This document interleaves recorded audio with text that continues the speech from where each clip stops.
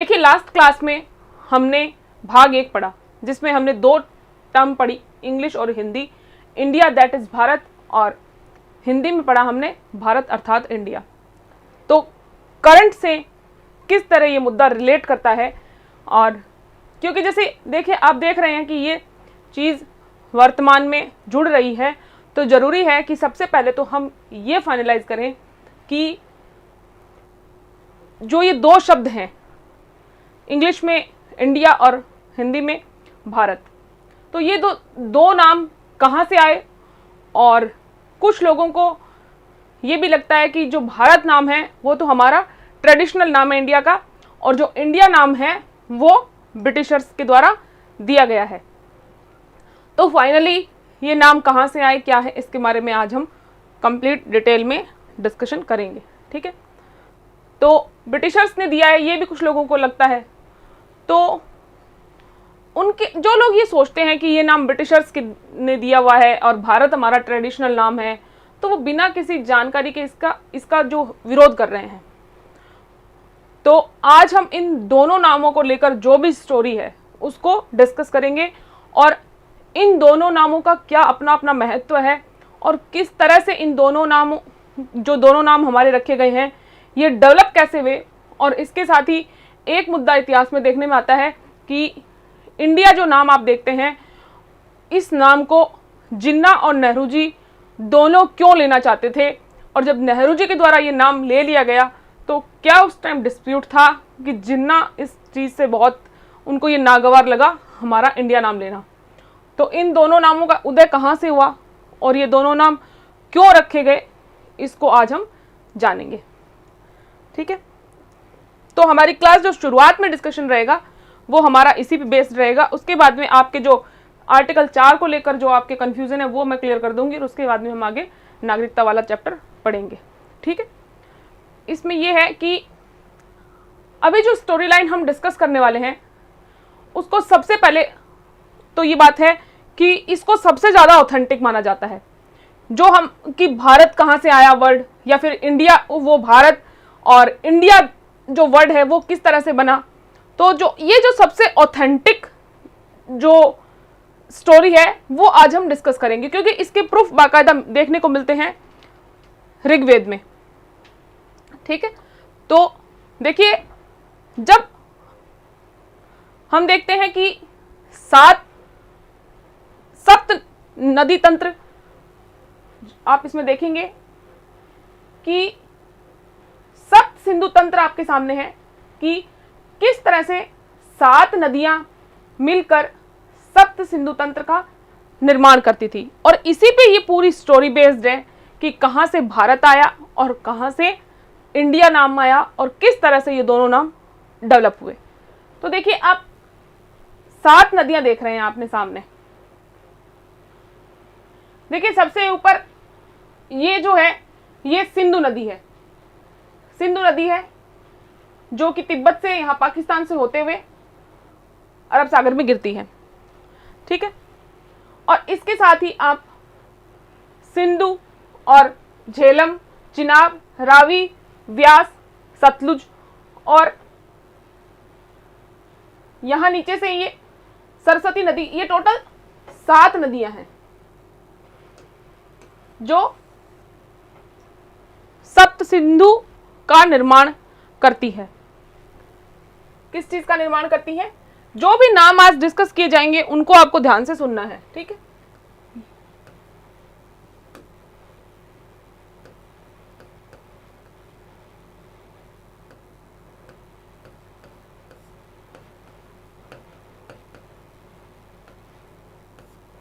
सप्त सिंधु का निर्माण ये 7 नदियां मिलकर करती हैं।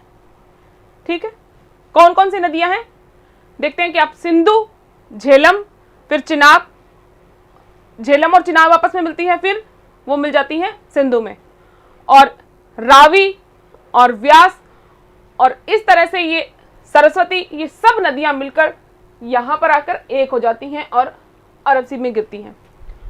तो ये जो एरिया है, ये आप जो एरिया देखते हैं इसको देखिए इसको लेकर बहुत सारी कंट्रोवर्सी है कि ये टोटल ये जो मिलकर 7 नदियां हैं, और देखिए हरियाणा और पंजाब के पास एक क्षेत्र था जिसे सप्त सिंधु कहा जाता था, क्योंकि देखिए इसका स्पेसिफिकली ज्योग्राफिकल इंडिकेशन कोई मिलता नहीं है कि स्पेसिफिक, जैसे आज हम देखते हैं मैप होते हैं, वैसा कोई ज्योग्राफिकल इंडिकेशन ऐसा मिलता नहीं है कि स्पेसिफिकली यही सप्त सिंधु था। तो और जो ये सप्त सिंधु को लेके कौन सा एरिया स्पेसिफिक यही था, इसमें बहुत कॉन्फ्लिक्ट वाली हिस्ट्री है।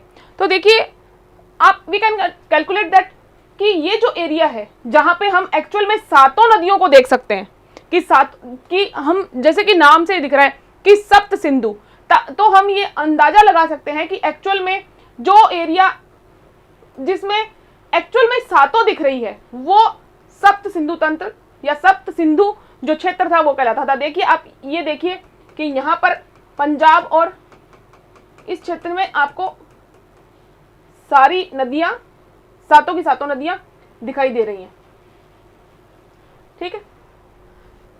तो इस क्षेत्र में ये जो एरिया है, इस एरिया में एक ट्राइब रहती थी, उस ट्राइब का क्या नाम था? उस ट्राइब का नाम था भारता। भारता ट्राइब थी ये नाम क्या था उनका? इस ट्राइब का नाम था, एक जनजाति रहती थी जिसका नाम भारता था, और इनके राजा थे सुदास। ये जो ट्राइब थी इनके राजा थे सुदास।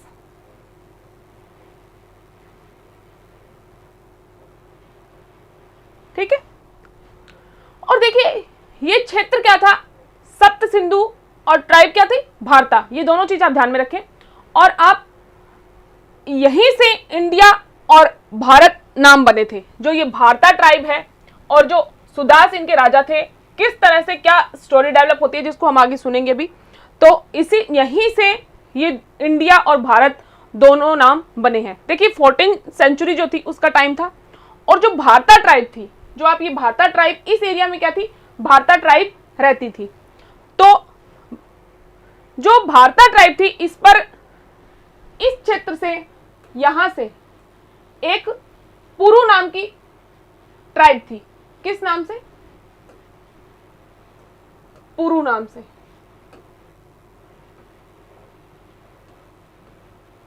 इस ट्राइब ने और 9 ट्राइब्स के साथ में मिलकर इस भारता ट्राइब जहां रहती थी उन पर हमला कर दिया। और ये जो लड़ाई आप देख रहे हैं ये कि मतलब जो 10 ट्राइब्स ये थी, और एक तरफ जो राजा सुदास थे जो भारता ट्राइब के राजा थे।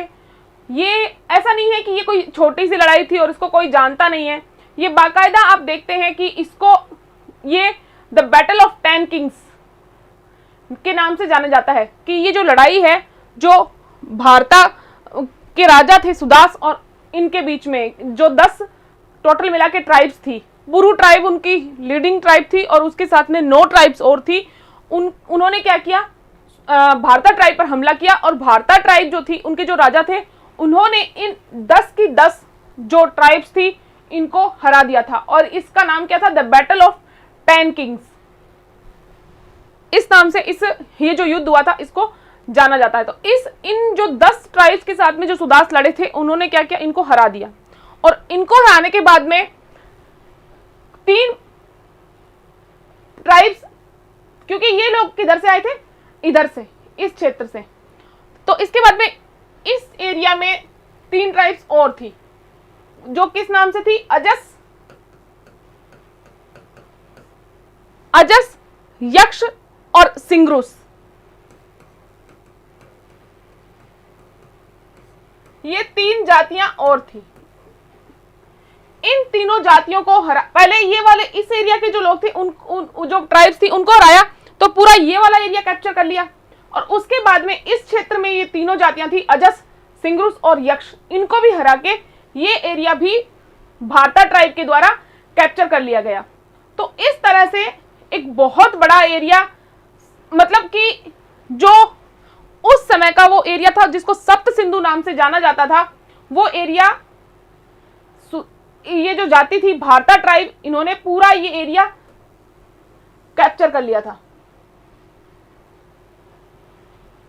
ठीक है, और इस कंप्लीट, पहले क्या था, ये इतने एरिया में रहते थे और इसको सप्त सिंधु नाम से जाना जाता था। तो जब इन्होंने पूरा एरिया कैप्चर कर लिया तो इसको किस नाम से जाने लगा, ये पूरे एरिया को सप्त सिंधु नाम से जानते थे लोग।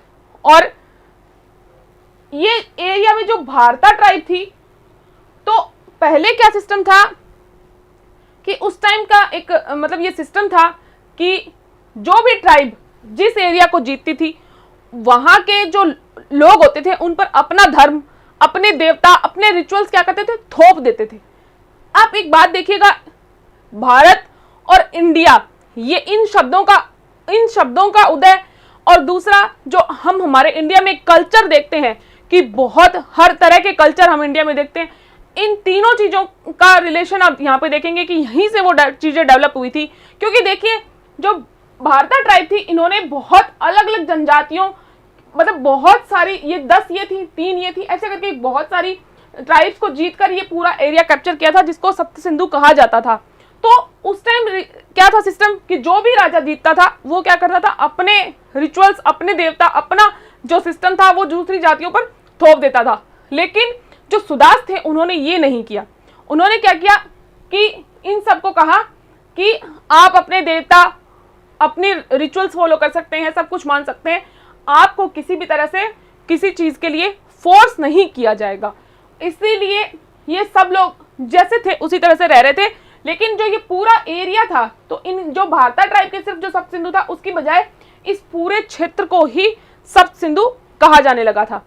और सबको इन्होंने क्या किया, जो ये थे सुदास थे, इन्होंने क्या किया, सब जातियों के, सब ट्राइब्स के जो नॉलेजेबल लोग थे उनको इकट्ठा किया और इन्होंने वेद लिखे। ये एक हिस्ट्री देखने को मिलती है कि सब जो जितनी भी ट्राइब्स के जो इंटेलिजेंट लोग थे, बहुत जो नॉलेजेबल लोग थे, उनको मिलकर इन्होंने वेदों की रचना उस समय की थी। और उस टाइम एक मतलब रिवाज था, एक तरह से एक प्रथा थी जो फॉलो की जाती थी कि जो भी राजा जीतता था वो एक यज्ञ करवाता था, अश्वमेध यज्ञ। ठीक है, आपने इसका नाम भी इस यज्ञ का सुना होगा। और ये यज्ञ करवाता था तो वो एक वाइट घोड़ा, मतलब जैसे यज्ञ होता था तो एक वाइट घोड़ा उस यज्ञ के बाद में छोड़ दिया जाता था, और इसके साथ वो जो घोड़ा होता था उसके साथ में सिपाही भी होते थे। और वो जिस जिस क्षेत्र में वो घोड़ा जाता था वहां वाला क्षेत्र उस राजा का हो जाता था। और अगर इसका कोई विरोध करता था कि जिस क्षेत्र में वो घोड़ा जाता था, अगर उसका कोई विरोध करता था तो उन जो भी विरोधी थे उनको उन सिपाहियों से युद्ध करना होता था, और वही डिसाइड करता था कि वो क्षेत्र उनका होगा या नहीं। और जो भारता ट्राइब के जो राजा थे सुदास, उन्होंने यज्ञ करवाया, और इसके बाद में रैपिडली जो भारता ट्राइब थी वो ग्रोथ करती चली गई।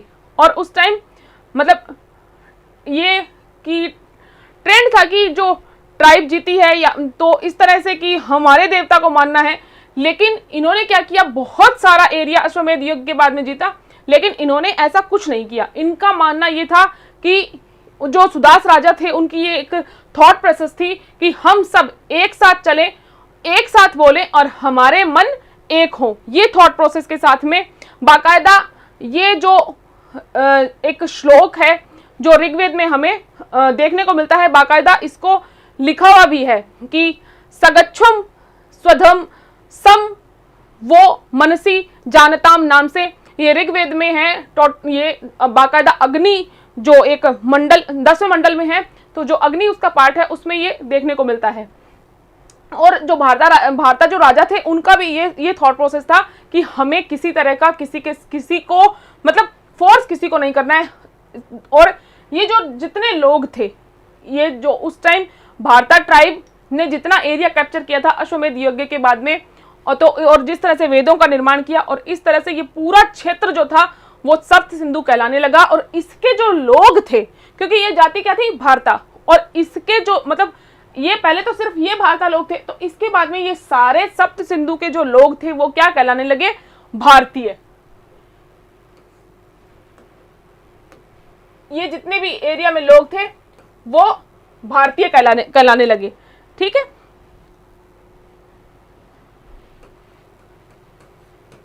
जितने सप्त सिंधु एरिया में जो लोग थे वो सब भारतीय कहलाने लगे। ये सब जो डिटेल है वो एक बुक आती है लैंड ऑफ 7 रिवर्स। ये बुक है, इसमें संजीव सान्याल की बुक है ये, land of the seven reverse, the brief history of India's geography. ये सब डिटेल इस बुक में मेंशन है जो हम अभी डिस्कस कर रहे हैं। ठीक है,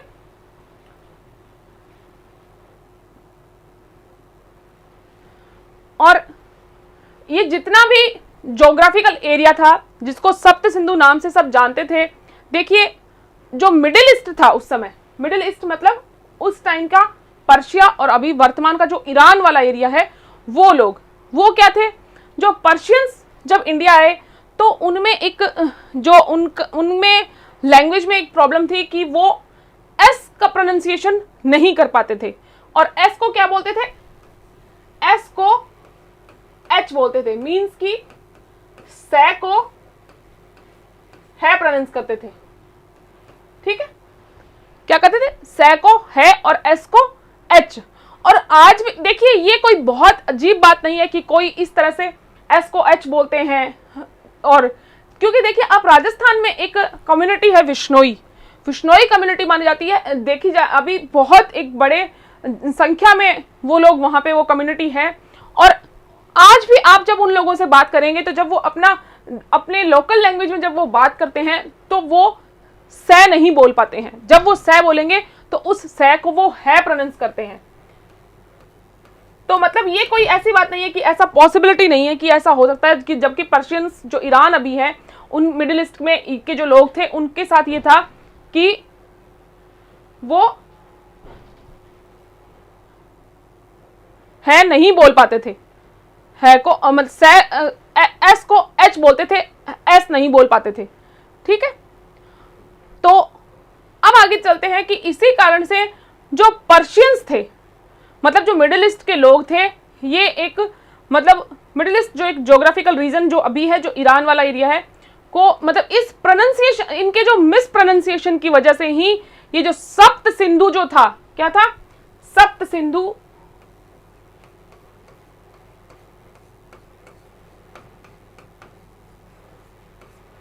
जो सप्त सिंधु नाम जो था वो सप्त सिंधु किस में कन्वर्ट हो गया, हप्त हिंदू में।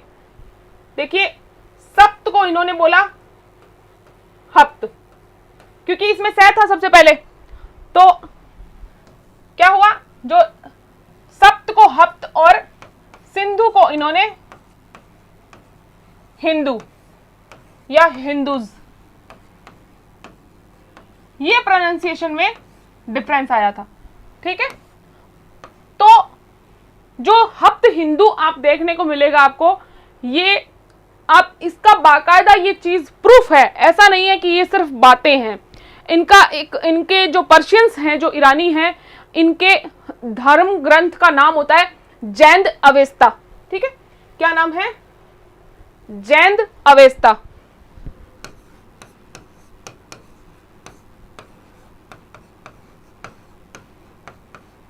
जैसे अपने अपने सबके हर समुदाय के हर धर्म के अपने ग्रंथ होते हैं, वैसे इनका भी जो पर्शियंस थे उनका अभी एक ये धर्म ग्रंथ है जैन अवेस्ता। तो उसमें जब हम हिस्ट्री देखते हैं तो यही शब्द बाकायदा हमें देखने को मिलता है, क्या, हप्त हिंदू।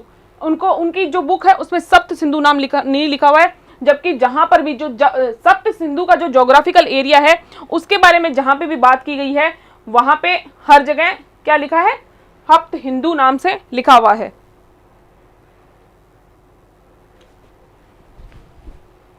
ठीक है, अब आगे हम चलते हैं कि देखिए, तो कुल मिला के आप देखते हैं कि ये जो एक मिस प्रोनाउंसिएशन था उसका रिजल्ट था ये नाम। ठीक है, और आगे चलकर ये हिंदू नाम से, मतलब हप्त हिंदू बना था और बाद में ये हिंदू नाम से फेमस होने लगा, और इसी कारण बाद में हिंदुस्तान बोला गया। और इसके बाद में हिंदुस्तान मतलब हिंदू थे और उसमें एक सफिक्स जोड़ दिया गया, क्या, स्थान। स्थान का मतलब होता है रीजन, जो एक सफिक्स जोड़ा गया था स्थान। स्थान का मतलब होता है कोई क्षेत्र, या इंग्लिश में आप बोल सकते हैं रीजन। ठीक है, और इसके बाद में जो ये शब्द था इसे ग्रीक उस टाइम आए, ये क्या बोलते थे, जो पर्शियन क्या बोलते थे, हप्त हिंदू बोलते थे, और उसके बाद में ग्रीक जो थे ग्रीक्स के साथ में, जैसे इनके साथ में ये था कि ये क्या थे, एच नहीं बोल जो एस था वो नहीं बोल पाते थे, और एस को क्या बोलते थे, एच बोलते थे।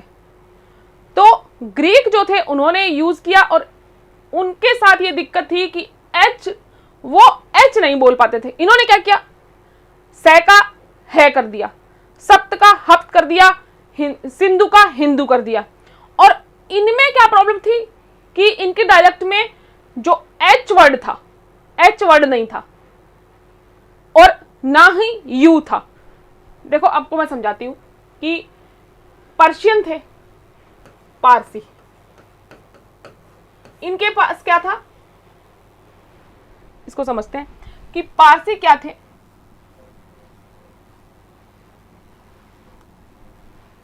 पारसी जो थे वो क्या नहीं बोल पाते थे, सै नहीं बोल पाते थे, या फिर एस की प्रोनाउंसिएशन उनकी नहीं थी। ठीक है, तो ये इसको क्या बोलते थे, है, या फिर एच, इंग्लिश में आप ये लिख सकते हैं। ठीक है, लेकिन जब ग्रीक्स आए, ग्रीक्स के डायलेक्ट में क्या था, एच नहीं था, तो इन्होंने क्या बोला, हिंदू, इन्होंने बोला हिंदूज।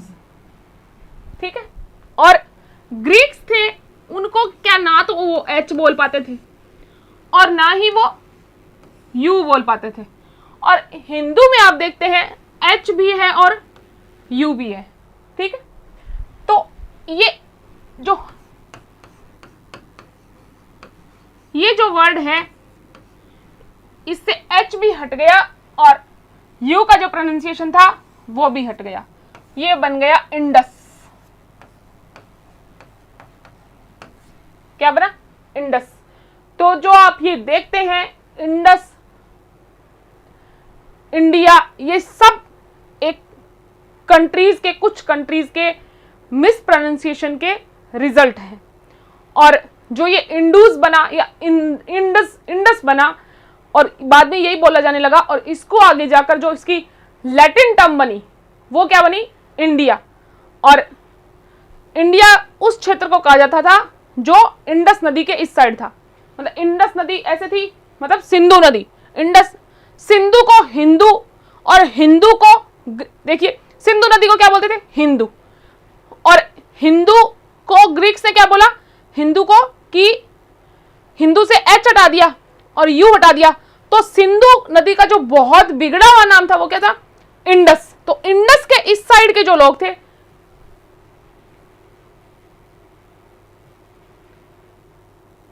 मतलब ये क्या है, सिंधु नदी। तो इसके जो सिंधु नदी के जो इस साइड के लोग थे, इसको इन्होंने इसको ये जो क्षेत्र था वो इंडिया कहा जाने लगा, ये वाला एरिया, क्योंकि सिंधु नदी को वो इन्होंने क्या कर दिया था, इंडस। आप ये नाम भी देखते हैं, इंडस वैली सिविलाइजेशन, सिंधु घाटी सभ्यता। तो वो जो इंडस नाम है वो इसी तरह से पहले उन्होंने गड़बड़ की पर्शियंस ने, पर्शियंस के बाद में कर दी गड़बड़ ग्रीक्स ने। इस तरह से कुल मिलाकर जो हिंदू है वो इंडस नाम पर आकर खत्म हुआ। क्या सबको समझ में आ गया है क्या कि ये किस तरह से इंडस नाम पर पहुंचा? सब एक बार बेटा बताओ तो, सबको समझ में आ गया क्या?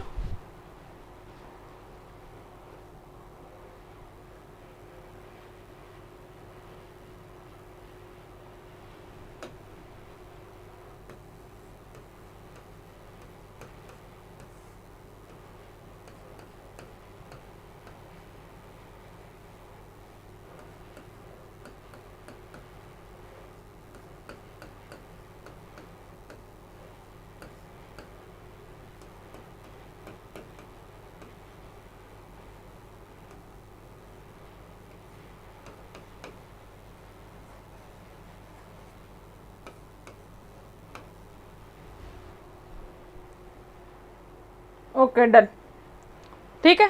तो इस तरह से फाइनली सिंधु से हिंदू, हिंदू से किस तरह से एच और यू का जो डायलेक्ट में प्रेजेंटेशन नहीं होने की वजह से सिंधु से हिंदू और हिंदू से इंडस आकर बन गया। तो इसका कंप्लीट मीनिंग यही है कि ये नाम किसी का दिया हुआ नहीं है, ये किसी के दिए हुए नाम नहीं है, जबकि ये जो नाम सिर्फ हम देखते हैं इंडस वैली सिविलाइजेशन में इंडस नाम और हमारा जो इंडिया नाम है, क्योंकि जो इंडिया शब्द कैसे बना था, क्योंकि इनकी लैंग्वेज में क्या था, जैसे हमारी देवनागरी होती है उनकी तरह उनकी लैटिन लैंग्वेज होती है, तो लैटिन लैंग्वेज जो लिखने की लैंग्वेज थी उसमें क्या बना था, वो इंडस को इंडिया लिखा गया। और जो ये इंडिया नाम है फाइनली कुल मिला के ये सिर्फ मिस प्रोनाउंसिएशन का रिजल्ट है। और इसी से आगे एक और स्टोरी मिलती है कि इसी ट्राइब से एक बाद में आए थे किंग भारत, और इन्होंने क्या किया, अफगानिस्तान, पाकिस्तान, म्यांमार, श्रीलंका, ईरान के एरिया को भी इन्होंने कंबाइंड कर लिया था, अपने अंदर मिला लिया था। और इसी पूरे एरिया को क्या, क्योंकि राजा कौन थे, भारत, और इस एरिया को जो हमारा जो हम महाभारत वाला टाइम वो जो एज है उसमें हम देखते हैं तो एक शब्द हमें देखने को मिलता है भारतवर्ष। तो वो जो राजा थे उनका नाम भारत था, तो ये उन्होंने जो इतना एरिया था उसको कंबाइंड किया था, तो इसलिए इस क्षेत्र को भारतवर्ष के नाम से हम देखते हैं। और इसके बाद में जब अलेक्जेंडर 3rd सेंचुरी BC में जब इंडिया को उन्होंने इन्वेंट किया, तो इंडस बाद में मतलब कि नाम जो फेमस बहुत हो रहा था उस टाइम, क्योंकि बाद में जैसे जैसे अलग अलग लोग आते गए, क्योंकि जब मुगल आए तो हिंदुस्तान बना और हिंदुस्तान नाम से भारत फेमस हुआ, और जब बाद में क्या हुआ, बहुत समय के बाद में जब ब्रिटिशर्स आए तब ये नाम, क्योंकि उन्होंने क्या किया, भारत नाम यूज़ नहीं किया, उन्होंने इंडिया नाम यूज़ किया, क्योंकि उस समय वर्ल्ड में इंडिया नाम ही, क्योंकि ये एक उन्हीं की मिस प्रोनाउंसिएशन का रिजल्ट था, तो इंडिया नाम उनको ज़्यादा फैमिलियर लगता था, तो इंडिया नाम से, क्योंकि हम ब्रिटिश रूल में थे तो बाद में ब्रिटिश इंडिया नाम से हमारा देश बोला जाने लगा। और 200 साल बाद में बात आती है कि बंटवारे की, पार्टीशन की। यहाँ तक सबका क्लियर है क्या? अब आते हैं हम कि पार्टीशन के बाद में जो जिन्ना और नेहरू में जो इसमें कुछ प्रॉब्लम्स थी वो क्या थी। देखिए 200 साल तक ये नाम इंडिया रहा, और बाद में जब पार्टीशन होने के बाद में जिन्ना ने अपने मुल्क के लिए क्या नाम चुना, पाकिस्तान चुना। और जिन्ना को मतलब ये विश्वास था, जिन्ना ये मानते थे कि नेहरू हिंदुस्तान नाम ही भारत के लिए चूज करेंगे, जबकि नेहरू जी इंडिया नाम की बात माउंटबेटन से पहले ही कर चुके थे कि हम इंडिया नाम रखेंगे, और भारत अर्थात इंडिया इस बारे के बाद में वो पहले डिस्कस कर चुके थे। और आज़ादी के 1 महीने के बाद में माउंटबेटन ने जिन्ना को एक आर्ट एग्जीबिशन थी, मतलब उसमें ऑनररी प्रेसिडेंट बनने के लिए इनवाइट किया।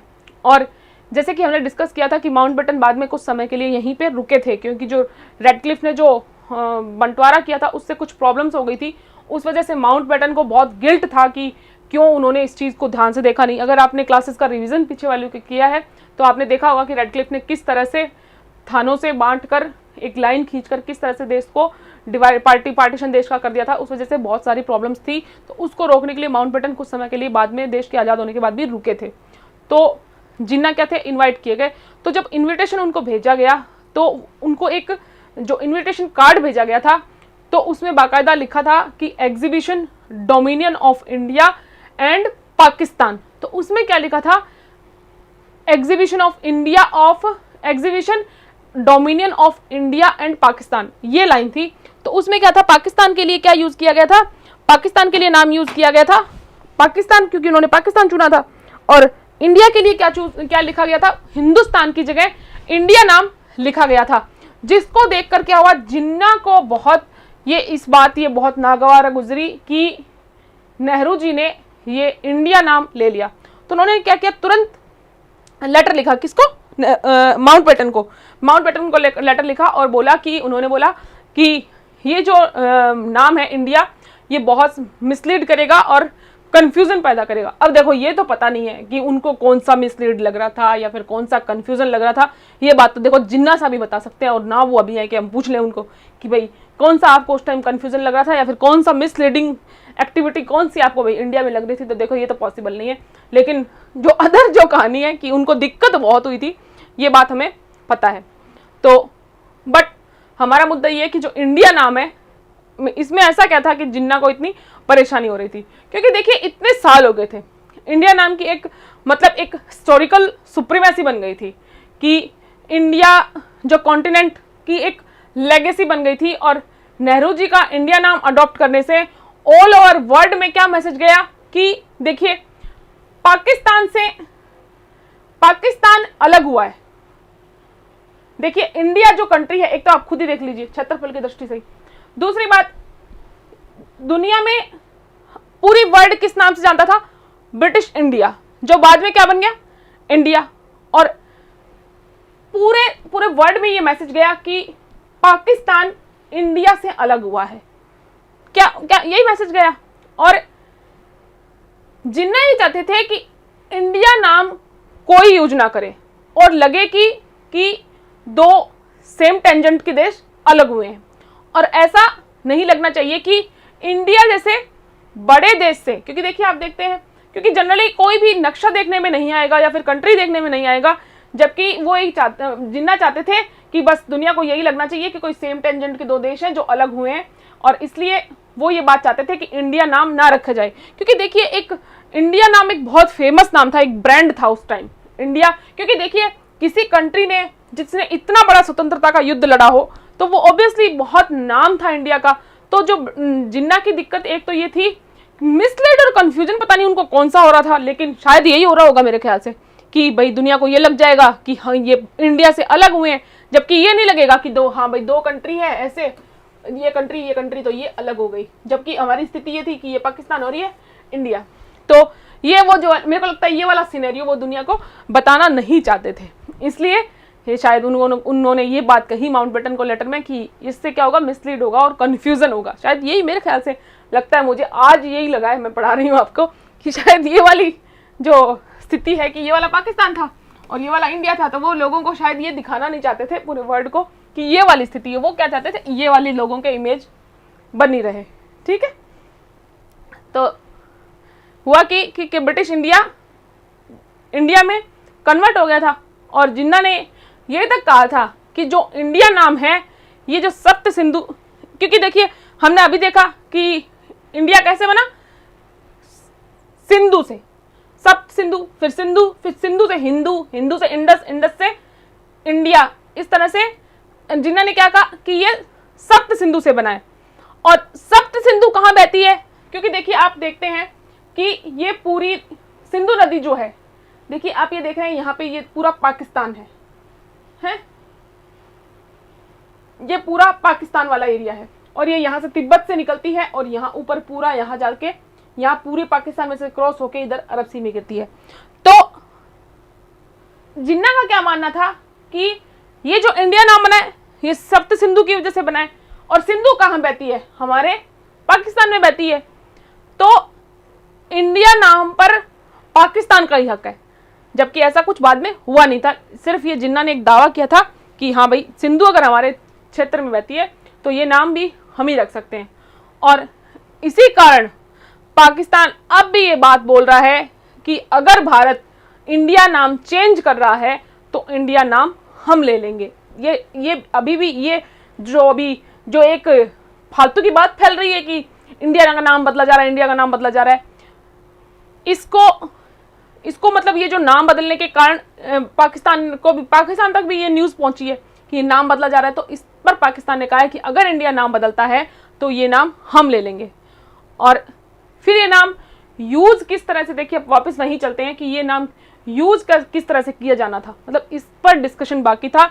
और फिर डेट आती है सितंबर 1949। देखिए कल हमने डिस्कस किया था कि सितंबर 1949 को इस नाम को भारत अर्थात इंडिया दैट इज भारत को स्वीकार किया गया था कि ये लिखा जाएगा, कि आर्टिकल में नाम लिखा कैसे जाना है। और इस दिन अंबेडकर साहब ने आर्टिकल 1 का जो फाइनल वर्जन था जो कॉन्स्टिट्यूएंट असेंबली में रखा उन्होंने, और मतलब कि उन्होंने ये प्रस्ताव रखा कि इंडिया दैट इज भारत ये लिखा होगा। और उस समय इन बातों को लेकर जो भी मुद्दे उठे थे उन सबको बाकायदा रखा गया है। जो डिबेट की बुक्स आती हैं आप उनमें देख सकते हैं, बाकायदा बुक्स आती हैं, एक एक शब्द एक एक लाइन जो जिसने बोली, एस अम्बेडकर साहब बोल रहे हैं, अब ये बोल रहे हैं, अब ये बोल रहे हैं, ऐसे करके पूरा डिस्कशन उन बुक्स में मिलता है। और फाइनली बहुत बहस के बाद में, मतलब किसी ने कुछ कहा ये होना चाहिए, ये होना चाहिए, लेकिन भारत अर्थात इंडिया और इंग्लिश में इंडिया दैट इज भारत, और ये मतलब यूनानिमसली पास हो गया। यूनिवर्सली मतलब ये है कि इसके विरोध में मतदान किसी ने नहीं किया था। और इस डिस्कशन का लॉजिक क्या था, इसका थोड़ा सा शॉर्ट में डिस्कस कर लेते हैं कि क्या मतलब क्या बहस हुई होगी। तो जो एच.वी. कामत साहब थे, उन्होंने क्या कहा था कि हमारा देश भी एक नए रूप में जन्मा है। जैसे एक बच्चा जब पैदा होता है तो उसका जन्म जब होता है तो उसका नाम रखा जाता है, उसी तरह से आज हम आज़ाद हुए हैं तो भारतवर्ष, भारत भूमि, हिंदुस्तान, हिंद, इस तरह का नाम हमारा होना चाहिए। तो इस पर अंबेडकर साहब का ये रिप्लाई था कि देखिए ये सब जो आप कह रहे हैं ये अलग मुद्दा है। देखिए अंबेडकर साहब बहुत स्ट्रेट फॉरवर्ड टाइप के आदमी के तौर पर जाने जाते हैं, तो उन्होंने कहा ये सब अलग है, अभी सिर्फ इस पे बताना है कि भारत और इंडिया, इसको लिखना कैसा, लिखे यही जाएंगे दोनों, भारत और इंडिया। तो इस पर चर्चा हो रही है, तो आप इस पर अपनी बात कहें। और फाइनली भारत अर्थात इंडिया लिख दिया गया। और इसके बाद में इंग्लिश में कुछ मतलब जैसे कि इंग्लिश में लिखा जाना होता है तो वहाँ पर इंडिया, और जहाँ हिंदी में कुछ लिखा जाना होता था वहाँ पर भारत लिखा जाता था। और देख सकते हैं कि देखिए आप हर जगह देख सकते हैं कि किस तरह से हम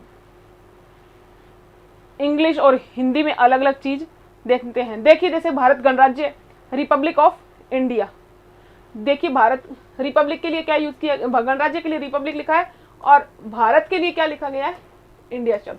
तो इसलिए ये फाइनलाइज किया गया कि क्योंकि देखिए आप इंग्लिश डिग्लोट एडिशन में आप अपने जो आपका बेरेक्ट है उसमें भी आप देखते हैं कि भारत जो शब्द है उसके लिए इंग्लिश वाले एरिया में इंडिया लिखा हुआ है। ठीक है, तो आप अपने बेरेक्ट में खोल के देख सकते हैं कि किस तरह से भारत की जगह इंडिया इंग्लिश में लिखा हुआ है।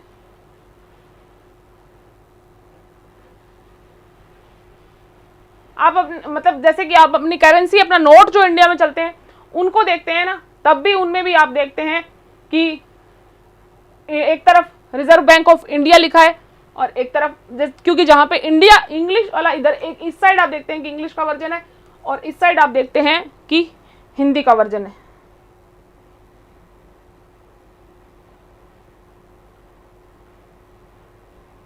देखिए एक सेकंड रुकिए।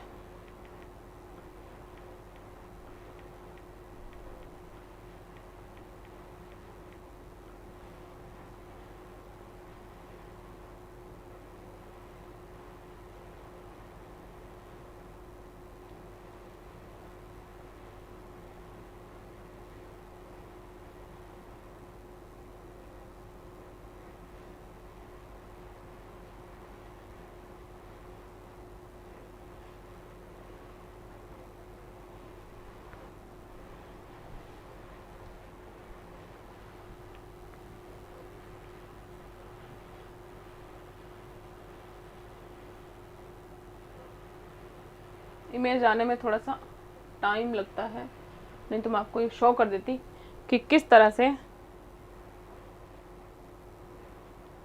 जो करेंसी है अपनी उसमें भी आपको देखने को मिलता है। ठीक है,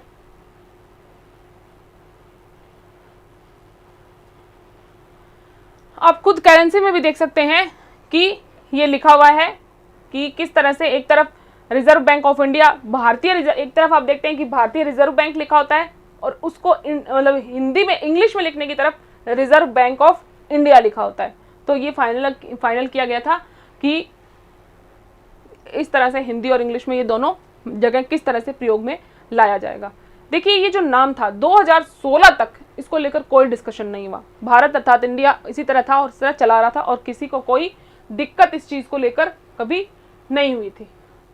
ठीक है, तो बाद में 2016 में क्या हुआ कि एक पीआईएल डाली गई सुप्रीम कोर्ट में कि इंडिया का नाम बदलकर क्या कर दीजिए, इंडिया का नाम बदलकर भारत कर दीजिए। और जस्टिस टीएस ठाकुर और यूयू ललित ने इसको सुना था और जिन महाशय ने ये पीआईएल दाखिल की थी उनको बाद में उन्होंने बढ़िया से फटकार भी लगाई कि कोई भी अथॉरिटी इंडिया में, क्योंकि कॉन्स्टिट्यूशन में दो नाम लिखे हुए हैं, भारत और इंडिया। ठीक है, तो इसके बाद में किसी भी इंडियन पर्सन को या फिर किसी को भी ये बताने वाले कोई नहीं होता है या फिर किसी के पास ये अथॉरिटी नहीं है कि लोगों को ये कहा जाए कि तुम ये नहीं बोलोगे, अब ये बोलोगे, जिसके जो मर्जी आए बोले, ये राइट किसी को नहीं है कि किसी को क्या को, क्योंकि देखिए सबकी अपनी अपनी भावनाएं होती हैं कि किसी को किसी में ऐसे मतलब हेरोइक फीलिंग आती है कि कोई इंडिया बोलना चाहता है, कोई भारत बोलना चाहता है, तो वो सबकी अपनी पर्सनल राय है कि वो क्या बोलते हैं। और उस टाइम जब ये मुद्दा आया था उस टाइम बाकायदा बीजेपी ने रिएक्ट किया कि ऐसी कोई स्थिति पैदा नहीं हुई है कि देश का नाम बदलना पड़े, कॉन्स्टिट्यूशन में अमेंडमेंट करना पड़े। और बाद में इसके बाद में 2020 में भी एक PIL लगाई गई थी और उसमें सुप्रीम कोर्ट ने उसको सुनने से ही मना कर दिया था कि अब इसके बारे में कोई मुद्दे की बात ही नहीं है। और अब उसके 3 साल बाद में अब देखते हैं कि एक 28 पॉलिटिकल पार्टीज उन्होंने पटना, बेंगलोर और मुंबई में मीटिंग की और एक अलायंस बनाती है जिसका नाम है Indian national developmental inclusive alliance. क्या नाम है?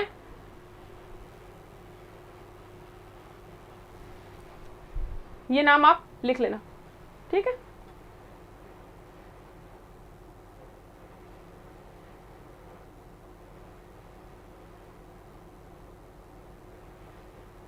लिख लें आप, Indian national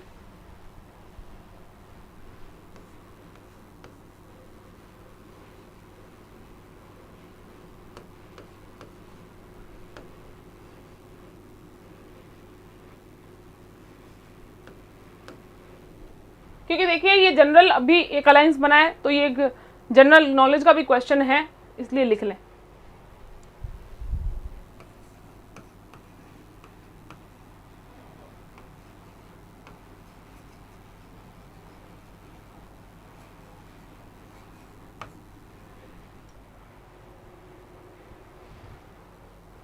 Indian national developmental inclusive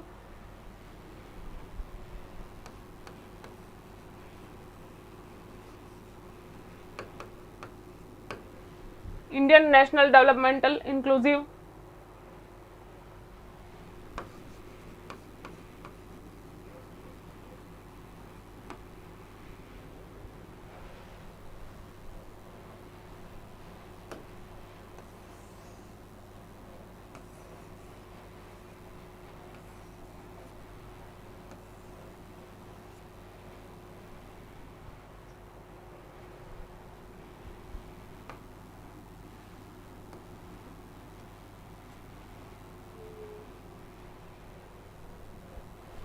देखिए अब आप इसको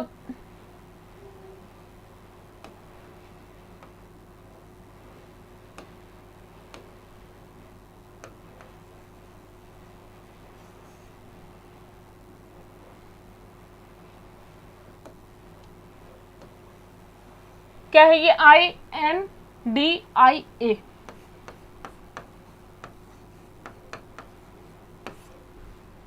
ये एक अलायंस बनाया गया था जिसको क्या कहते हैं, इंडिया। और इसका पर्पस क्या था कि 2024 में ये सब मिलकर लड़ेंगे। और 31 अगस्त 2023 को एक पार्लियामेंट के मिनिस्टर हैं वो ट्वीट करते हैं और कहते हैं कि इस बार जो सेशन ऑफ पार्लियामेंट है वो बुलाया जा रहा है और उसकी डेट होगी 18 से 22 सितंबर के बीच में। और देखिए जब तक कोई बड़ा मुद्दा नहीं होता है तब तक क्या होता है, पार्लियामेंट का जो स्पेशल सेशन है वो नहीं बुलाया जाता है। तो सब लोगों ने क्या किया, तरह तरह के गैस लगाने शुरू कर दिए कि UCC को लेके बात होने वाली है, वन नेशन वन इलेक्शन को जो है उसके लेके बात होने वाली है। और उसके बाद में 9-10 को ये G20 होना था तो उस पर भी कि हो सकता है उसको लेकर कोई मुद्दा हो। और जो G20 का जो इन्विटेशन था, G20 का जो इन्विटेशन कार्ड था, मतलब जो इन्विटेशन किसने भेजा था, मुर्मू जी ने सब मंत्रियों को भेजा था। तो उसमें क्या लिखा था, क्या जनरली क्या लिखा होता है, प्रेसिडेंट ऑफ इंडिया, लेकिन उसमें क्या लिखा था, प्रेसिडेंट ऑफ भारत। और वो जो इन्विटेशन कार्ड था वो इत्तेफाक से वायरल हो गया। तो इस बात ने और तूल पकड़ लिया कि अरे ये कुछ नहीं होने वाला है, UCC या वन नेशन वन इलेक्शन ये सब डिस्कशन नहीं होने वाले हैं, जबकि अब तो ये तो नाम चेंज होने वाला है, इसलिए ये सेशन बुलाया गया है। और इसको सपोर्ट में सबसे बड़ी चीज क्या मिल गई, इस इतने मुद्दे को किस चीज ने सपोर्ट कर दिया? इसने। जब मोदी जी बैठे थे तो उनकी टेबल के आगे जो कंट्री नाम डिनोट करते हैं कि किस कंट्री को रिप्रेजेंट कर रहे हैं, तो वहां पर इंडिया की बजाय भारत लिखा था। तो सबको ये लगा कि हाँ फाइनली ये इंडिया नाम से जो अलायंस, मतलब ये जो इंडिया नाम से जो दिक्कत है जो सारी कहानी है वो इस पे है कि जो ये स्पेशल सेशन बुलाया जा रहा है ये सब कहाँ किसके कारण है कि ये जो भारत नाम है इसको रखेंगे और इंडिया नाम को डिलीट कर देंगे। और ऑपोजिशन ने इसमें कहा कि इंडिया नाम से अगर अलायंस बना है और अगर आप डिलीट कर रहे हैं इसको तो हम, कोई दिक्कत की बात नहीं है, अगर आप इंडिया डिलीट कर देंगे तो हम भारत नाम लिख देंगे। ठीक है, तो अब बात यह है कि देखिए ये ऑपोजिशन ने ये बात फैलाई या फिर गवर्नमेंट ने फैलाई, किसने फैलाई इसके बारे में कोई नहीं जानता है। क्योंकि देखिए ये अलायंस बनाया अपोजिशन ने, 28 पार्टीज ने मिलकर ये अलायंस बनाया, तो ये अपोजिशन भी ये चाहता था कि इसको कुछ ना कुछ ऐसा किया जाए कि पूरा इंडिया इस बात को जाने कि हाँ ऐसा एक अलायंस बना है जो इंडिया का, मतलब उसका नाम इंडिया नाम से, वो जो अलायंस है उसका नाम वैसे इंडिया नहीं है, जो उन्होंने पूरा नाम रखा है Indian national developmental inclusive alliances, इसको इस तरह से रखा है कि उसका फुल फॉर्म, इसका जो एब्रिविएशन के तौर पर देखते हैं, इनिशियल्स वर्ड्स को जब जोड़ते हैं तो वो इंडिया नाम बनता है। इसलिए हो सकता है ऑपोजिशन की कहानी रची हुई हो ताकि सबके दिमाग में इंडिया आ जाए, या फिर अब देखिए फैक्ट कौन से सच है हमें नहीं मालूम है, या फिर इन्होंने इंडिया रख दिया है और गवर्नमेंट ने इसके कारण रख दिया हो कि भारत लिख दिया हो और प्रेसिडेंट ऑफ भारत ये सब इनविटेशन कार्ड में इंक्लूड कर दिया हो। अब क्या सच है और क्या नहीं, लेकिन मुद्दा कुल मिला के यही है। ओके, देखिए बेटा, मीडिया बेचारा खुद की चलती कहाँ है, मीडिया खुद थोड़ी बोलती है कुछ। मीडिया के पास जिधर से ऑर्डर और जिधर से लक्ष्मी आती है उस साइड उस हिसाब से बात करते हैं। इसलिए किसी के प्योर थॉट्स कहीं देखने को कम ही मिलते हैं कि रियलिटी में कौन क्या सोचता है। तो फाइनली मुद्दा ये है कि अपोजिशन वालों ने भी हो सकता है बात बना दी हो, या फिर अभी वर्तमान जो गवर्नमेंट है उन्होंने ये मुद्दा खड़ा कर दिया हो कि कल को उनको इंडिया से दिक्कत हो गई हो। तो अब क्या है वो स्थिति, एक्चुअल में क्या है उसका बारे में कोई कंफर्मेशन नहीं है। ठीक है, अब आगे जो हमारा मुद्दा था उसमें क्या था कि भारत और इंडिया। तो देखिए ये कोई बहुत बड़ी बात नहीं है, जैसे हमारे क्या लिखा है भारत और इंडिया है, तो ऐसे बहुत सारी कंट्रीज हैं। जैसे अभी देखो बच्चों, तुम्हें भी ये लग सकता है कि दो नाम हैं, अब ये कौन सी कंट्री में ऐसे नाम होते हैं कि हिंदी में ये लिख रहे हो और इंग्लिश में ये लिख रहे हो। देखिए ये सिर्फ हमारे इंडिया की कहानी नहीं है, दुनिया के बहुत सारे देश हैं जिसमें ये लेके, जैसे कि चाइना है, चाइना को इंग्लिश में क्या है, चाइना नाम है और उसको सब चाइना नाम से ही पूरा वर्ल्ड जानता है। लेकिन जो चाइनीज लैंग्वेज है उसमें जो नाम है वो है जोंगो। इसको देखना, मैं आपको स्पेलिंग लिख के बताती हूँ क्योंकि ये ही कहानी मिस प्रोनाउंसिएशन की और कंट्रीज के साथ भी है।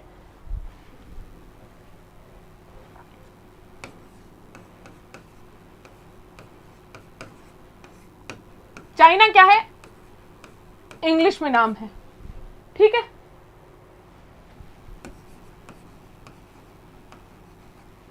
और ये जो जोंगो नाम आप लिख रहे हैं ये हम सिर्फ लिखने को लिख ही रहे हैं, लेकिन इनका क्या मानना है कि इसको जनरल इंग्लिश में या फिर आपकी जो भी लैंग्वेज है उसमें लिख ही नहीं सकते हैं। इसको एक्चुअल में किस में लिखा जाता है, जब आप इसको चाइनीज में लिखते हैं जोंगो ऐसे, मतलब आप चाइनीज सुनेंगे तो भी थोड़ा सा अजीब सी लगेगी, तो कि आप ना तो आपको इसको प्रोनाउंस कर, मतलब चाइनीज जब आप बोलेंगे तभी आप इसको प्रोनाउंस कर सकते हैं, और लेकिन अगर आप इंग्लिश में इसको लिखना चाहेंगे तो ये सही स्पेलिंग नहीं है, इसको चाइनीज में ही सही लिखा जा सकता है।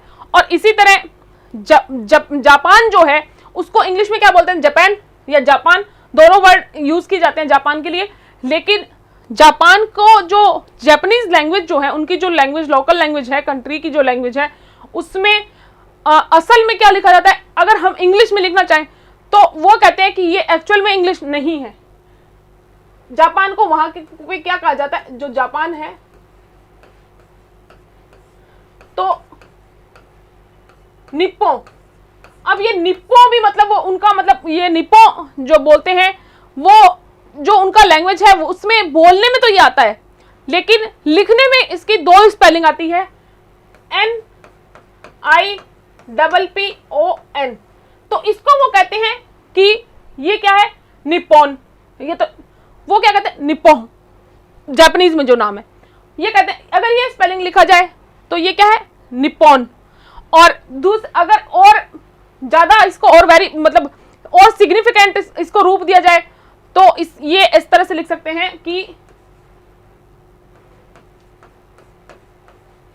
अगर इस तरह से लिखे तो निप्पो, तो ये पोह बन जाता है, जबकि निप्पो उनका कहना है कि इंग्लिश लैंग्वेज में इसके लिए कोई स्पेसिफिक स्पेलिंग नहीं है, तो जापानीज में ही ये वर्ड बोला जा सकता है, इसलिए उनके इंग्लिश नाम है। और इंटरनेशनल लेवल पर इंग्लिश और इंग्लिश में जो उनकी मतलब जिस तरह से जाने जाते हैं वो उनके नाम हैं, और मतलब उनको ये लगता है कि प्रोनाउंसिएशन है वो सही नहीं है, और यही प्रॉब्लम भारत के साथ है। देखिए भारत की स्पेलिंग क्या है, कि इंग्लिश और हिंदी वाली बात क्यों हुई और दोनों नाम क्यों रखे गए, इसको हम क्लियर कर रहे हैं। क्या लिखा है, भारत, ठीक है। और अगर हम तो हमारी लैंग्वेज हिंदी है इसलिए हम इसको भारत पढ़ते हैं, लेकिन जब कोई फॉरेनर कोई विदेशी इसको पढ़ेगा तो क्या पढ़ेगा, भारत। सेम जो जापानीज को जो प्रॉब्लम है या जो चाइनीज को प्रॉब्लम है वही प्रॉब्लम हमारी है कि इसका फिर मिस प्रोनाउंसिएशन होगा। इसलिए ही जिस तरह से इनके अलग अलग नाम हैं इंग्लिश में, उसी तरह ही इसका मिस प्रोनाउंसिएशन हो सकता था, कि इस भारत जो शब्द है इसका मिस प्रोनाउंसिएशन हो सकता था, इसलिए भारत हिंदी में लिखा गया और इंडिया इंग्लिश में लिखा गया। क्योंकि इंडिया नाम जो ब्रिटिश कम्युनिटी थी या जो फॉरेन कम्युनिटी जितनी थी उनके इस नाम के साथ, इंडिया नाम के साथ फैमिलियर थे, और मिस प्रोनाउंसिएशन की या फिर एक गलत नाम से देश जाना जाए ऐसी स्थिति भी नहीं होती, इसलिए फाइनली दोनों नाम को लिख दिया गया था। और भी ऐसे देखें बहुत सारे एग्जाम्पल हैं, जैसे कि आप जर्मनी जो है हम क्या बोलते हैं, फेडरल रिपब्लिक ऑफ जर्मनी। पूरे वर्ल्ड में उनकी कंट्री में अगर इंग्लिश में बोला जाए तो इसी नाम से जाना जाता है, ठीक है, फेडरल रिपब्लिक ऑफ जर्मनी। जबकि जर्मन में फेडरल रिपब्लिक ऑफ जर्मनी है इंग्लिश में, और जर्मन में इसको क्या कहा जाता है, बुंडस रिपब्लिक डाइचलैंड, क्योंकि जर्मनी को जो जर्मन लैंग्वेज है उसमें डाइचलैंड कहा जाता है, जर्मनी वर्ड नहीं है। जैसे हमारा जैसे इंडिया है, तो अगर कोई जैसे दूसरी कंट्री में जैसे पढ़ाएगा, जैसे मैं पढ़ा रही हूँ, तो वो ये कहेगा कि भारत, इंडिया को जो इंडिया नाम लेंगे और इंडिया को वहां के जो लैंग्वेज है उसमें भारत कहा जाता है। वैसे ही हम यहाँ पे पढ़ रहे हैं कि जो जर्मनी नाम है उसको जर्मनी इंग्लिश में कहा जाता है और उनकी लैंग्वेज में डाइचलैंड कहा जाता है। और जिस तरह से हमारे देश में भारत गणराज्य, जैसे हमने पासपोर्ट पे अभी देखा था कि भारत गणराज्य, उसको इंग्लिश में जैसे क्या कहा जाता है, रिपब्लिक ऑफ इंडिया, इसी तरह जर्मनी को डाइचलैंड कहा जाता है, और फेडरल रिपब्लिक ऑफ जर्मनी है उसको उनकी लैंग्वेज में क्या कहा जाएगा, बुंडस रिपब्लिक डाइचलैंड, ये वर्ड यूज किया जाता है। और देखिए कुछ मतलब ऐसा देखिए हो सकता है क्या, जैसे अभी पासपोर्ट पे क्या पढ़ा, रिपब्लिक ऑफ इंडिया, और अचानक से कोई ट्वीट कर दे रिपब्लिक ऑफ भारत, तो देखिए कोई खुद पर्सनली क्या बोल रहा है कोई फर्क नहीं पड़ता है कि क्या बोलता है, रिपब्लिक ऑफ भारत किसी ने बोल दिया, तो बोलने से तो देखिए कोई फर्क नहीं पड़ता, किसी ने ट्वीट किया और जो मर्जी आया बोल दिया, लिख दिया। लेकिन जब पर्सनली कोई कुछ कहना चाहे कोई फर्क नहीं है, लेकिन अपना दिक्कत यह है कि नाम चेंज भी कॉन्स्टिट्यूशन में कर दिया जाएगा, लेकिन अगर रियलिटी में इसको पूरे कंट्री लेवल पर अगर चेंज करने की स्थिति आए तो आप देखेंगे कि एक बहुत बड़ा ड्रास्टिक चेंज और एक बहुत बड़ा अमाउंट इसमें जा सकता है। एक साउथ अफ्रीका के एक लॉयर थे, इंटेलेक्चुअल प्रॉपर्टी राइट के जो लॉयर थे, उन्होंने इसको एक इन्होंने उसको एक बता, देखिए अपना वो इतना मुद्दा नहीं है, अपना इतना विषय नहीं है, तो इस पर इतना नहीं जाएंगे। उन्होंने एक पूरा निकाला था, काउंट किया था कि अगर इस तरह से कोई नाम बदला जाता है तो कितना खर्चा आएगा, इस तरह से कोई नाम बदलाता है तो उन्होंने जो टेक्निक बताई थी, इंटेलेक्चुअल प्रॉपर्टी राइट के साउथ अफ्रीका के एक लॉयर थे, उस टेक्निक से अगर निकाला जाए तो रिजल्ट आता है कि अगर इंडिया नाम बदला जाए और हर जगह जहां जहां, क्योंकि आप हजारों जगह देखेंगे रिपब्लिक ऑफ इंडिया लिखा है और करेंसी में पूरी में इंडिया लिखा है, और हर जगह आप देखिए कि इंडिया बहुत जगह लिखा हुआ है, पासपोर्ट्स दुनियादारी के पास है उसमें इंडिया लिखा हुआ है, सब जगह बहुत लाखों जगह, कल शायद मैं आपको लिस्ट भी दे दूं कि कहां कहां इंडिया लिखा हुआ है। तो उसको बदलने में उन्हें जो कैलकुलेशन बताया है कि किस तरह से कितना पैसा लगेगा, तो हो सकता है अगर इंडिया नाम अगर बदला जाए तो कॉन्स्टिट्यूशन में तो नॉर्मली बदल दिया जाएगा, लेकिन अगर पूरा कंप्लीट अगर इंडिया नाम हटाया जाता है तो 14,000 करोड़ रुपए लगे, इसका जो एस्टिमेट कॉस्टिंग जो रह सकती है वो होगी। ठीक है, तो अब सबको क्लियर है?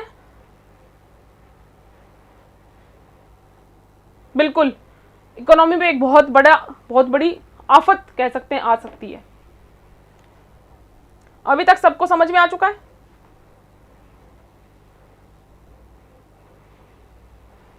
हाँ, बोलने से गड़बड़ हो गई है इतनी सारी, बोलने से बहुत गड़बड़ हो जाती है। बोलना कितना घातक साबित हो सकता है आपको पता होना चाहिए।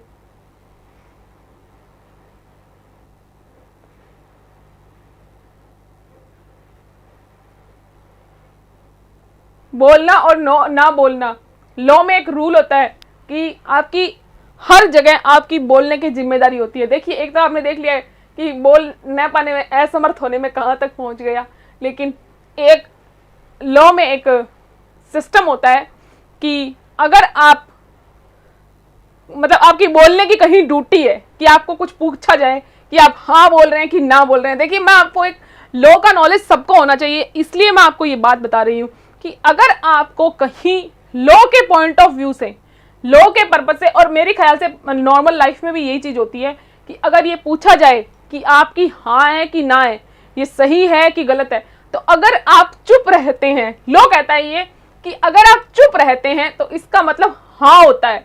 कंसेंट कॉन्ट्रैक्ट लॉ जो है वो ये बाकायदा अपने सेक्शंस में बताता है कि अगर आपको चुप रहना, मौन रहना सहमति के इक्वल है, silence is equal and to consent, ये एक लाइन होती है कि जो आपकी मौन है, आपका मौन रहना सहमति के बराबर होता है। और इसीलिए नॉर्मल लाइफ में भी यही होता है कि अगर आप चुप हैं तो मतलब हाँ है। तो इसलिए बोलना, न बोल पाना, ये सब मतलब बोलना और सही बोलना कितना जरूरी हो सकता है, और ना बोलने से और गलत बोलने से कितनी प्रॉब्लम्स आ सकती हैं, आप इससे देख सकते हैं।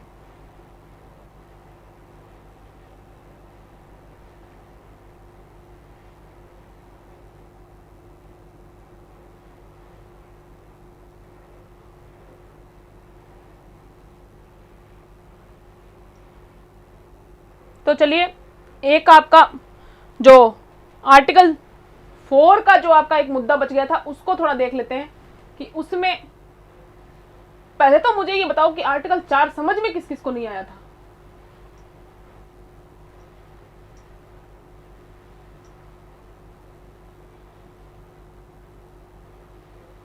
कि आर्टिकल 4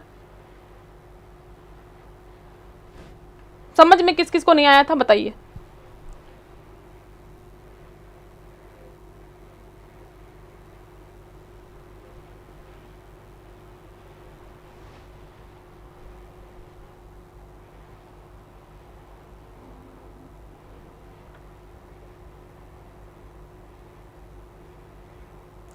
एक तो अपना बैरक खोल लीजिए,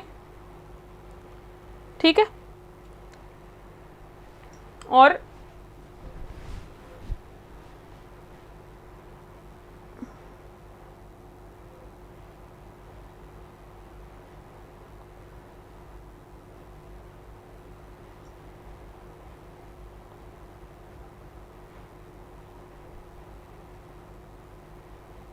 जिस जिसको समझ में नहीं आया वो थोड़ा सा अटेंटिव हो जाएं और डायरेक्ट खोल लें, क्योंकि हो सकता है इससे आपको दिखने में परेशानी हो सकती है। आप बताइए कि दिख रहा है क्या बोर्ड पे? अपनी मोबाइल की पिक्चर क्वालिटी एक बार आप इंक्रीज कर लें, उससे ये होगा कि जो मैं आपको, क्योंकि देखिए अभी जो हम समझेंगे वो आपको डिग्लॉट में समझना पड़ेगा, तो या तो आप अपना डायरेक्ट खोलें और जो जो मैं बोलूं उसको देखते जाएं, ठीक है। देखिए क्या लिखा है, पहली अनुसूची और चौथी अनुसूची के संशोधन तथा अनुपूरक, अनुषंगिक और परिणामिक विषयों का उपबंध करने के लिए अनुच्छेद 2 और अनुच्छेद 3 के अधीन बनाई गई विधियां। क्या लिखा है कि पहली अनुसूची और चौथी अनुसूची में संशोधन, ठीक है, ओके, यहां तक बात। और कि एक तो पहली अनुसूची में संशोधन और किसमें, चौथी अनुसूची में संशोधन। उसके आगे क्या लिखा है, तथा अनुपूरक, अनुषंगिक और परिणामिक विषय की जब संशोधन होंगे तो कुछ अनुपूरक रिजल्ट आएंगे, कुछ अनुषंगिक आएंगे, कुछ परिणामिक आएंगे।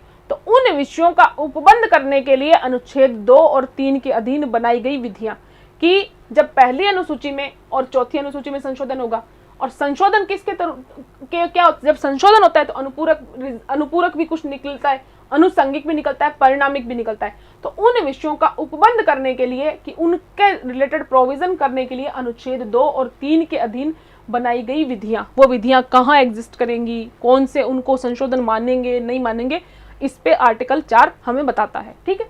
अब इसको समझते हैं। आज के बाद किसी को 4 में कंफ्यूजन नहीं रहना चाहिए, ठीक है।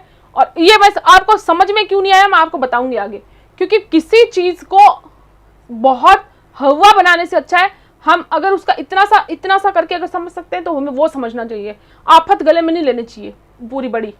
कि अनुच्छेद 2 और अनुच्छेद 3 में, अनुच्छेद 2 और 3 में विनिर्दिष्ट किसी विधि में, देखिए अनुच्छेद 2 में क्या था और अनुच्छेद 3 में क्या था। अनुच्छेद 2 में क्या था कि इंडिया का जो टेरिटरी है उसके बाहर से अगर कोई क्षेत्र भारत में शामिल किया जाता है तो परिवर्तन आएंगे, क्योंकि जब भारत में नया देश, नया क्षेत्र जुड़ेगा, नया राज्य जुड़ेगा तो उसका नाम भी लिखेंगे, किस में लिखेंगे, पहली अनुसूची में और चौथी अनुसूची में। चलिए सबसे पहले एक बार इसको बंद कर देते हैं और ये देखते हैं ताकि ये हमें अच्छे से समझ में आए। अनुसूची 1 क्या है, अनुसूची 1 निकालो अपने बैरेक्ट में, अनुसूची 1 निकालो बैरेक्ट में।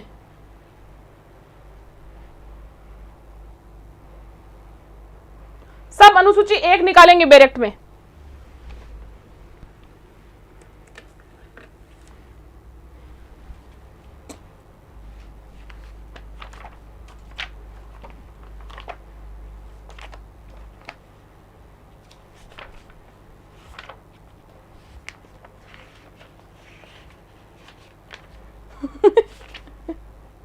प्रीति जी अपने दोनों पीटेंगे इनको, जिनको समझ नहीं आया है अपने दोनों पीटेंगे उनको, ठीक है।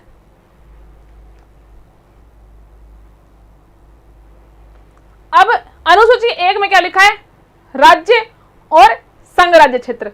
तो देखिए कोई भी जैसे नया राज्य जुड़ता है, चाहे वो बाहर से जुड़े, देश के अंदर से अगर परिवर्तन कुछ करके जुड़े, किसी का नाम चेंज हो जाए, कुछ भी हो जाए, तो परिवर्तन, जैसे नाम बदल दिया, बाहर का कोई राज्य आ गया, अंदर कोई नया राज्य निर्माण कर दिया गया जोड़ तोड़ के, तो परिवर्तन कहां होगा, अनुसूची 1 में। उत्तराखंड बना था उसका नाम लिखा गया था, तेलंगाना बना उसका नाम लिखा गया था, दादरा नगर हवेली और दमन दीव को मिलाकर एक बनाया, उनका नाम परिवर्तन हुआ था। ये सारे परिवर्तन संशोधन प्रभावी कहां होते हैं, जैसे 2 और 3 के तहत जब संशोधन किया जाता है तो वो कहां लिखा जाता है, वो कहीं तो दिखेगा कि संशोधन हुआ है, 2 के तहत राज्य अर्जित किया गया, तो ऐसा तो है नहीं आर्टिकल 2 में जाके लिख देंगे, उसको कहीं लिखेंगे ना, तो उसका नाम कहां लिखेंगे, नया राज्य जुड़ेगा, बाहर से कोई अंदर ले लेंगे कि बाहर की कोई आसपास, इंडिया के आसपास की कोई चीज है।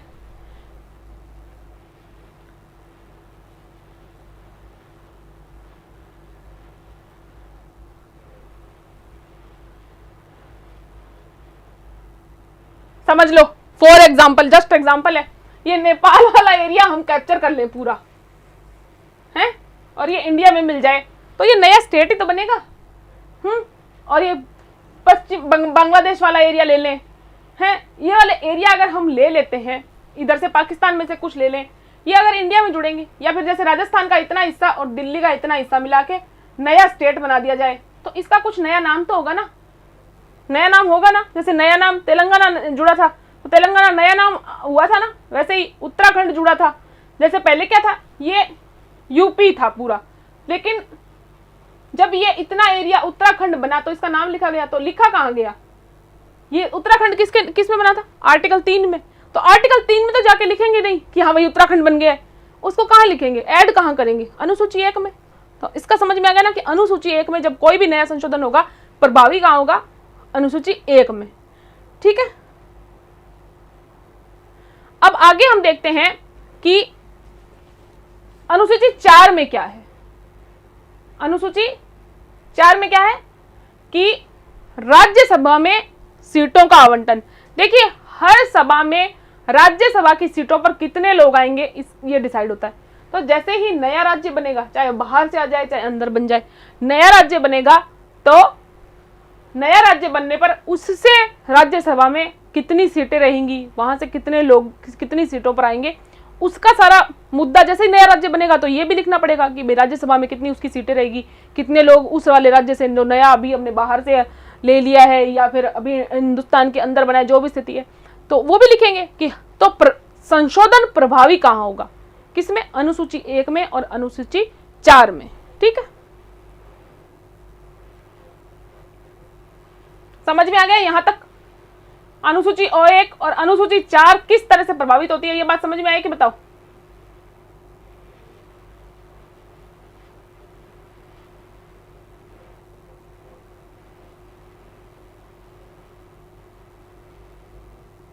चलिए,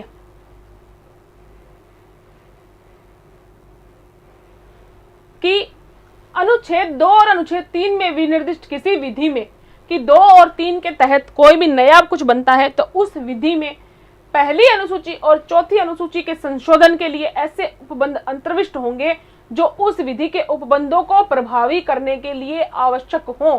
कि अनुच्छेद 2 और 3 में को निर्दिष्ट कि 2 और 3 में परिवर्तन, 2 और 3 में के हिसाब से परिवर्तन आएंगे, और परिवर्तन किसी विधि में पहली अनुसूची और चौथी अनुसूची के संशोधन के लिए ऐसे उपबंध अंतर्विष्ट होंगे जो उस विधि के उपबंधों को प्रभावी करने के लिए आवश्यक हो। कि ऐसे उपबंध अंतर्विष्ट होंगे, इसका मतलब क्या है कि जो परिवर्तन 2 और 3 के कारण आएगा तो वो उपबंध अंतर्विष्ट होंगे। उपबंध मतलब नए राज्य का नाम, सीटों का आवंटन, वो नए उपबंध है। उपबंध अंतर्विष्ट होंगे जो उस विधि के उपबंधों को प्रभावी करने के लिए आवश्यक हो। 2 और 3 के अंतर्गत विधि बन गई तो उनको प्रभावी करने के लिए भी तो ऐसे उपबंध अंतर्विष्ट होंगे जो उस विधि को उपबंधों को प्रभावी करने के लिए आवश्यक हो। 2 और 3 में विधि बन गई तो उनका प्रभाव, क्योंकि संशोधन में तो 4 का 2 बता रहा है कि आते नहीं है वो, तो वो कहीं तो दिखेंगे कि हाँ भाई परिवर्तन कर दिया, नया राज्य आ गया, इतनी उसकी राज्यसभा में सीटें, तो कहीं तो दिखे, बेचारों को कहीं तो जगह मिले उनको। तो उनको कहाँ जगह दे देते हैं। जैसे कुछ नया आता है ना, उनका नया घर, उनका घर वो सबसे पहले आके कहाँ रहते हैं, अनुसूची 1 में और अनुसूची 4 में, ये सोच लेना है। ठीक है, जैसे ही कोई नया राज्य आएगा वो सबसे पहले कहाँ रहेगा, आके अनुसूची 1 में और अनुसूची 4 में। तो ऐसे उपबंध अंतर्विष्ट होंगे जो उस विधि के उपबंधों को प्रभावी करने के लिए आवश्यक हो तथा ऐसे अनुपूरक, ये समझ में नहीं आ रहा है, पता है मुझको तो सबको कि अनुपूरक, ये जो बड़े बड़े मोटे मोटे वर्ड लिख दिए ना। अरे देखिए बेटा क्या होता है, जब लॉ बनता है ना तो लॉ को हमेशा देखिए आप, अभी तो देखिए आपके सिलेबस में ये एक ही लॉ है, मतलब कॉन्स्टिट्यूशन ही है, लेकिन ये जो हमारा आधारभूत कानून है ये है। लेकिन अगर, क्योंकि ये तो आधारभूत है इसलिए तो फिर भी इसकी थोड़ी लैंग्वेज थोड़ी सी ठीक है, नहीं तो आप जब लॉ पढ़ेंगे तो उनकी लैंग्वेज इतनी क्लिष्ट होती है, क्योंकि जब कानून बनाया जाता है तो उसको इतना, उसकी जो भाषा है वो उसको इतना क्लिष्ट बनाया जाता है, इतना हार्ड उसमें डिफिकल्ट लैंग्वेज यूज की जाती है कि उसका कोई नाजायज फायदा ना उठा सके।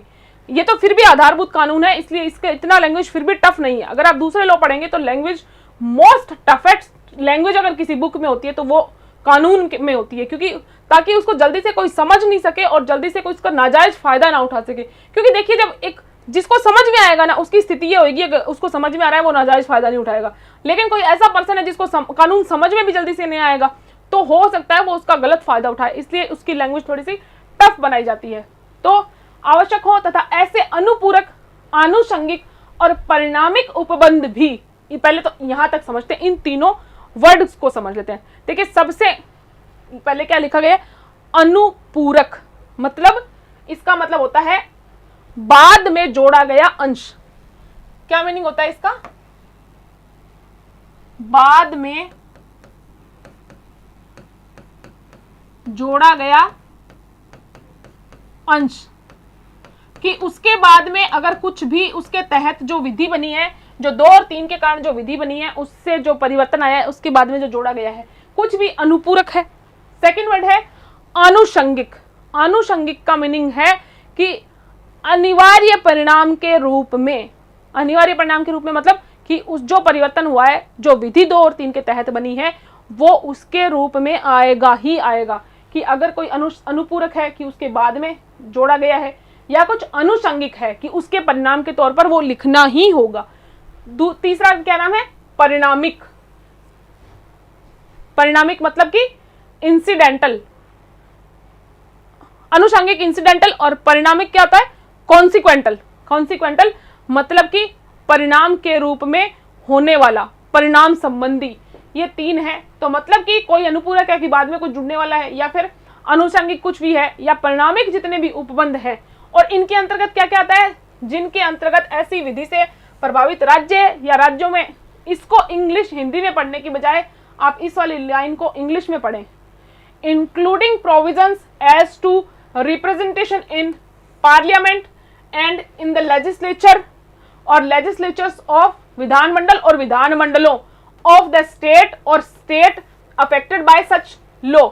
कि इसमें ये जो अनुपूरक, आनुषंगिक या फिर परिणामिक उपबंध भी हैं, और उन उपबंध में क्या क्या शामिल है कि इससे जो प्रभावित होंगे, नया राज्य बनेगा, नए राज्य बनेंगे तो सीटें बनेगी, नया उनका संसद में रिप्रेजेंटेशन आएगा, संसद में कैसे, राज्यसभा में सीटें आएंगी।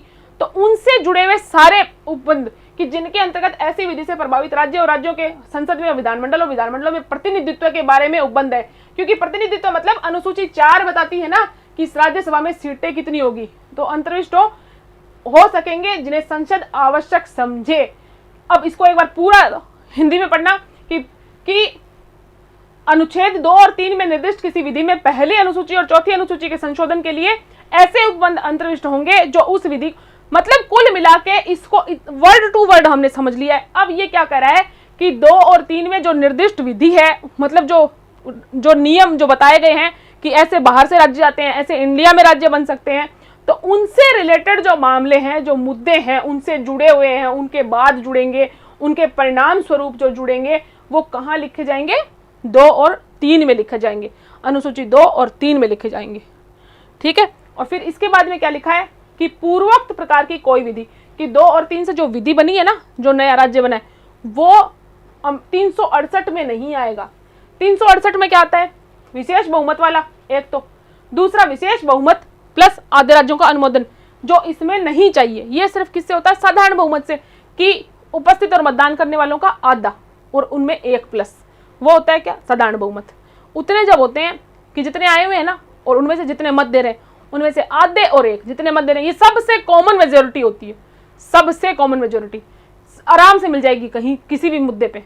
जितने आए मतदान करने वाले उनके आधे, उनमें से 1 प्लस, जब हो जाएंगे, मिली भी पड़ी है, सामने पड़ा है, तो तब वो मिल जाएगा, तब ये इस तरह क्या जाएंगे, इस तरह का जो परिवर्तन है वो हो जाएगा। लेकिन कोई विधि अनुच्छेद 368 के प्रयोजन के लिए इस संविधान का संशोधन नहीं समझी जाएगी।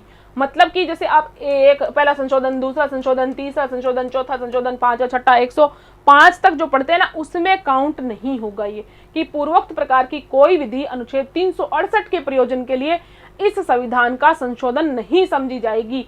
कि जैसे 2 और 3 की विधि जो है, देखो जो विधि जो शब्द लिख दिए ना, आप इन पर दिमाग मत लगाओ, बस इतना समझो कि 2 और 3 से जो परिवर्तन आएंगे ना, उनको मतलब जो 1 और 4 में लिखे जाएंगे अनुसूची में कि हाँ भाई ये राज्य है और इसका ये नाम है, इसकी इतनी राज्यसभा में सीटें आएंगी, यही परिवर्तन होगा। इसको ये विधि बोल के, जो कि नया राज्य बन रहा है, इसको विधि बोल के तुम्हारा कंफ्यूजन क्रिएट कर दिया गया।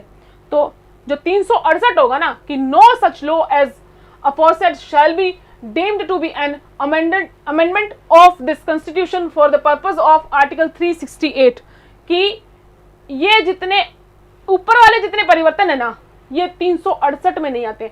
मतलब ऐसे नहीं कहेंगे कि ये 368 के तहत संशोधन किया गया है, नया राज्य बना है, संशोधन हुआ है, लेकिन वो 368 वाला संशोधन नहीं है, ये जनरल संशोधन है। हम 368 में हमारे अंदर मत घुसना, हम अलग हैं, हम अलग हैं, हमारी बाकायदा काउंटेबिलिटी होती है, हमें काउंट किया जाता है। हम जब होते हैं तो 1 नंबर है, हम 2 नंबर है, 3 नंबर है। ये 368 की एक इमेज है अलग, 368 का अपना एक प्राउड है अलग, वो अलग ही रहता है अपने टशन में कि हाँ भाई हम, हमारा ये 1 2 3 4 हम बाकायदा काउंट होते हैं। तो ये जो तुम्हारे छोटे छोटे है ना, ये हम में नहीं आते हैं। ये कह रहा है 4 2 कि जो ये वाले उपरोक्त वाले जो संशोधन है वो 368 वाले संशोधन नहीं है। ठीक है, 368 का संशोधन अलग है।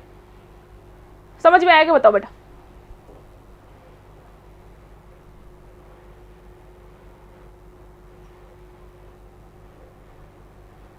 बताइए।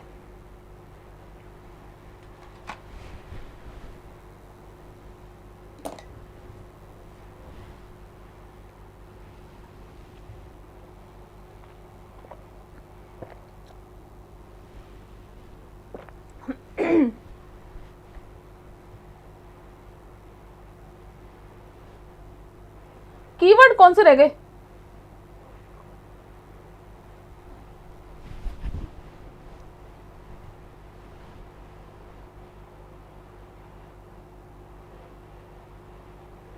आ गया अच्छे से समझ में?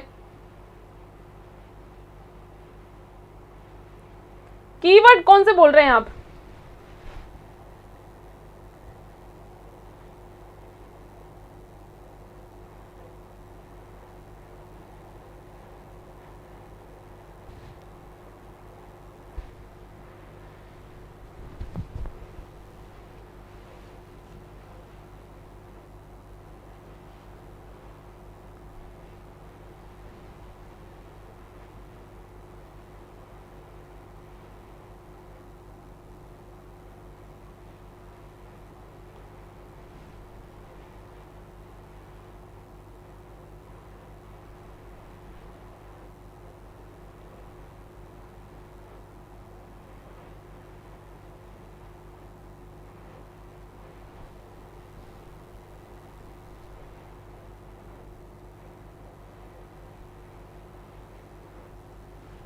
चलिए, आज की क्लास यहीं तक रहेगी।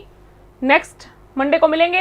नेक्स्ट टॉपिक आज वैसे ही करने वाले थे, नागरिकता वाला चैप्टर आज मैं शुरू करने वाली थी, लेकिन अभी समय हो गया है, इसलिए नेक्स्ट नागरिकता वाला चैप्टर वो कहाँ से अभी जुड़ता है, बहुत सारे मुद्दे अभी हैं इस समय जिसको मतलब जिससे वो कनेक्ट होता है, तो उसके बारे में पूरे के बारे में हम अब नेक्स्ट क्लास में डिस्कस करेंगे। ठीक है, ओके।